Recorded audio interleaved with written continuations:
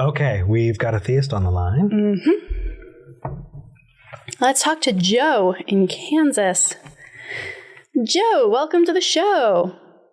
Hi, Eric. Hi, V. Thanks for taking me. Wasn't sure I was going to get in. No, absolutely. Next time, call earlier, man. I thought you guys started at 12. I only discovered your show about... Oh, well, welcome. Okay. Happy to have you. Forgiven. Call earlier next time. What do you want to talk about? I had a hard time breaking it all down for the call screener. This is something I guess I've just kind of noticed in more recent months, I guess, because I watch a lot of the shows, a lot of the different shows, that are within the realm of the ACA and all the different YouTube shows. I watch clips and I occasionally watch live, and it's also something that I've noticed in beyond with some of the bigger speakers in the atheist community. Sam Harris and Richard Dawkins come to mind, and immediately come into mind. And it's the thing I notice is that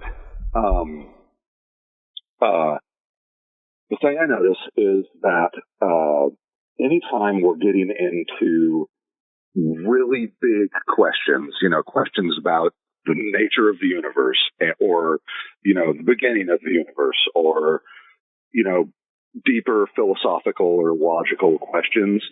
And I suppose this is something that just kind of happens naturally. When we're talking about that, like a lot of empathy and a lot of emotion tends to go out the window. And like the best examples I can give is that,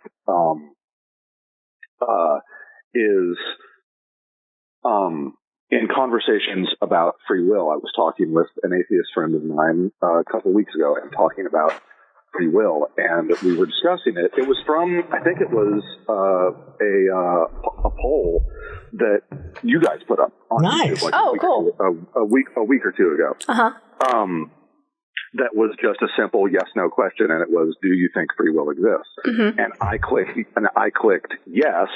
And I remember when I clicked yes, I was hoping that the majority was going to be in the yes category, and it was, but like barely. But barely.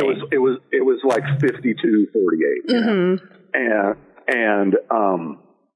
And I just remember thinking back to one of the big conferences that Sam Harris was at, and he did a whole, hour-long conversation about the nature of free will. And I don't claim to know that I will ever know more about the brain than Sam Harris, but I remember him saying, his belief in that free will doesn't exist is because, when under like an MRI, you can see that, neuron impulse starts like 0.3% of a nanosecond before the actual decision is made. Oh, I remember that study. Actually, believe it or not, that study was debunked. So he's going to have to find something else if he wants to continue his worldview. But Joe, let's get to the heart of this, because I get where you're coming from. We do need to keep things moving. Right, I'm sorry. The crux of this question seems to be that it feels like a lot of the answers that atheists give, both on shows like this and, in bigger forums, are kind of apathetic or don't have that emotional component. Is that kind of where you're coming from? Yes, and it seems like, I know no one's trying to be, an asshole when they're talking about whatever they're talking about. Some people are. Some people are, yeah. But if I could just one more quote here, I remember a movie from several years back, Watchmen, the movie version of Alan Moore's graphic novel. There's a moment in that movie where the superpowered man that Billy Crudup plays, Dr. Manhattan, who is something just shy of a god himself, when being interviewed, some person asks him about a person who he used to work with who had just recently died of cancer. And one of his comments when talking about it is, either way, it's irrelevant. A deceased human body and a living human body have the same number of particles. Structurally, there's no difference. So that thing might be true, but it's also totally irrelevant because it just makes you sound like an apathetic asshole. Right. Yeah. And I feel like that, unfortunately, some of the deeper conversations get into that. Yeah, well, that's close to that realm. Yeah, and I agree with you to an extent, Joe, because here's kind of where I come from on that. There are two sides to that. On the one hand, you're kind of right that a lot of the time it becomes this really kind of like mathematical, scientific, kind of cold conversation around these topics that are huge and speak to the human experience. Why are we here? What is our purpose? What happens when we die? Those are huge questions that require huge answers, it feels like. But I do want to point out two things. On the one hand, I agree that happens, but that's one of the reasons why I don't know, Joe, if you've seen Midnight Mass on Netflix. Can't say I have. It has some of the most beautiful, emotional, evocative conversations about an atheistic worldview that I've ever heard. Like, it rivals in poetry and evocative emotion a lot of sermons that I've heard, and it's beautifully put, and it really speaks to me in that like deep in my soul, quote unquote, kind of way. Right. So I think we have a lot of room to grow in the way that we talk about things as atheists that is both scientifically accurate and also honoring the fact that these are big questions that evoke big emotions. The other side of that, though, is that a lot of the time, emotion is used against us as atheists in conversations around this. So it becomes appeals to emotion a lot of the time where, well, doesn't it feel better to be like this? Look at the trees kind of right. Or just it feels right, or it feels intuitive, or it feels like we're part of something bigger.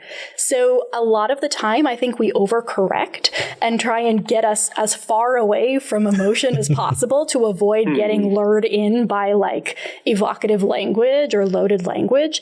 But I think we do overcorrect a lot of the time. And when in conversation with an honest interlocutor, someone who we know isn't going to use that emotion against us in any way. Like you. Yeah. Like this would be this kind of conversation. I'm absolutely down to get all existential up in here, you know? Yeah. But it really is a defense mechanism a lot of the time because that emotion has been used against us. What are your thoughts there? I guess I hadn't seen it as an overcorrection, but yeah, it's obviously a whole lot of, if a preacher is up on the pulpit, really, really deep in a sermon, then there's obviously a lot of emotion in what that person is saying. But, so I guess it comes down to like it being, two sides of the same coin.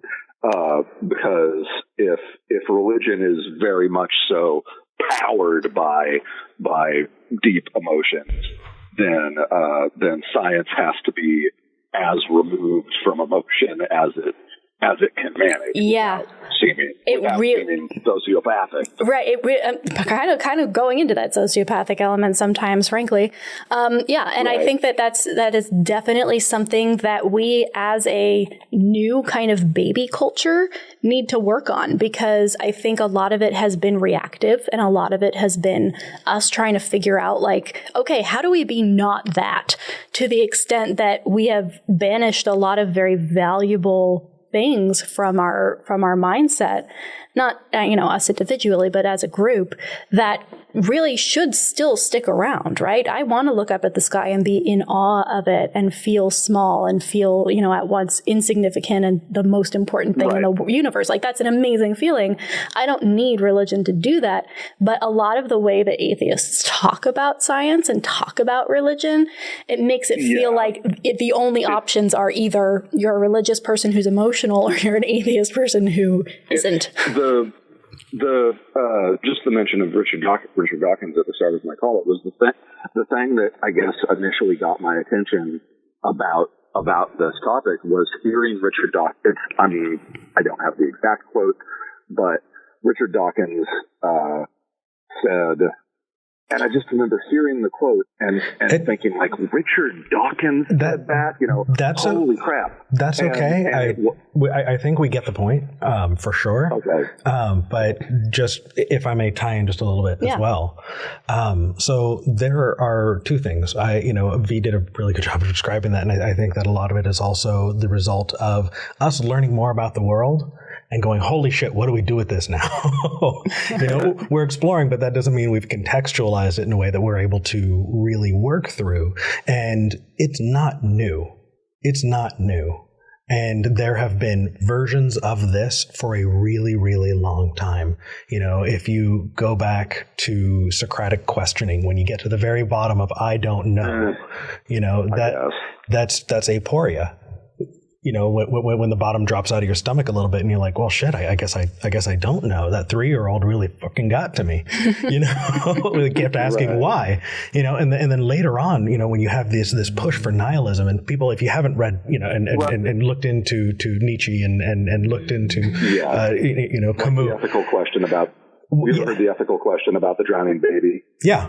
And same sort of thing. Yeah. And when the bottom drops out of your moral framework, they called it anomie, and you're like, holy shit, what's going on? How do we, part of the way that I deal with it is I will, remember that what I'm discussing is descriptive, not prescriptive. We live in this world. We live in this world together. We're doing it right now. You don't need to make a decision about it for it to already be doing what it's doing. When we talk about morality, people always want to start with, well, what kind of morality do you want to have? Well, how have you been living up until now? How has the rest of society been this way? It's not how should we be. It's why are we the way we are currently? And when you recognize that, it's not something that is taken away. It's just having a better understanding of the world around you. And sometimes it's absurd. Somebody messaged me. I was really hoping that they'd call in, but they were having they were wanting to talk about well, why would you even do things if there's no point? Because I want to. Because if there's no baked in meaning, that means we get to give it meaning. And if somebody else is saying there's baked in meaning, well, you know what? I think they're giving it meaning too. So that's just that. But don't think you're losing something. All you're doing is getting a better understanding of things. If you found out that you were just a meat robot, that you didn't have free will, would that change the way that you've experienced your life up until now? No. Would you still need to eat and still make decisions based on the information available in front of you? Yes. It would be a fact about things, a description of it, not a prescription for the way you should be moving forward. And that can help ground. At least it grounds me. Okay. Yeah. Yeah, the difference between descriptive and prescriptive is a good way to look at it. Yeah. Joe, this was an awesome conversation. I really appreciate you calling in. I apologize if I rambled a bit. That's okay. Every time I've ever called in to a show, that's always happened. As long as you recognize that we're going to wrangle you and we're not trying to be assholes, but we're just trying to keep the show moving. Then we're good. Right, absolutely. Yeah. All right. Well, thank you for calling in, Joe. Appreciate it. Yep. Thanks. Bye. All right. I really like the way that kind of, because especially after the abortion, like I feel this show is kind of, this episode in particular is kind of covering a lot of, we started with somebody who's deconstructing, we're at I'm really liking the potpourri of what the callers have been so far today. Ah, the potpourri. Yeah. I like it. I like the bouquet.